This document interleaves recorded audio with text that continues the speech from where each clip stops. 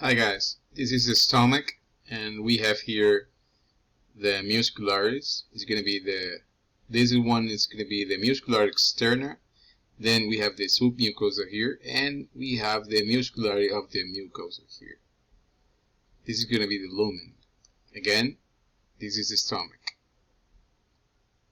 In a closer view, we have the ruga here from the stomach. Then we have the lumen. Up there, we have the tunica mucosa. We have the gastric pits here, and we have the submucosa right here in pink. This is another slide from the stomach. The current magnification is 40x, total magnification. We're going to be looking for different layers again, and different tunics. Some specialized features found in the stomach. With this magnification, we can see outside layer. Out here is going to be the serosa. Deep to the serosa, we have then this tunic, which is going to be actually made of 3 different layers. This is going to be the muscularis externa. Now, what's one of the unique features lay for the stomach? Not only do you have the standard longitudinal and circular one, but you have a transverse layer of a smooth muscle. It's going to be 3 layers instead of 2. You end of the 3 different layers here within the muscular externa. Deep to that, you're going to find the submucosa right here. And then deepest of all, you're going to find after that the mucosa. Inside again, where the foot sits and it's turned up, is the lumen.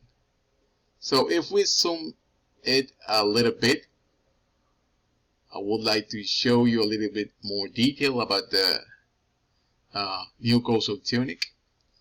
And one thing you can kind of see here in this mucosal tunic is these dips, idents running down. Is the one, another running down, another one, and another one.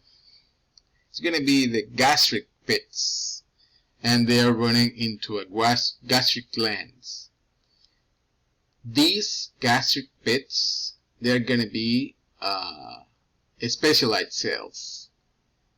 You cannot distinguish, you cannot differentiate these cells on the slide.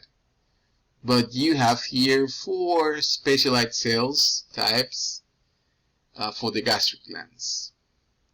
They are unique for the stomach. Then you're going to have your parietal cells down here, chief cells down here, enteroendocrine cells down here, and mucous neck cells down here. The parietal cells are for hydrochloric acid and the intrinsic factor for digestion of proteins, while the chief cells produce pepsinogen, and the pepsinogen, remember, is inactive. It needs to be activated for the hydrochloric acid. And the endocrine cells, you have the production of hormones, and finally you have these production of mucin or mucus. They are all located in these pits.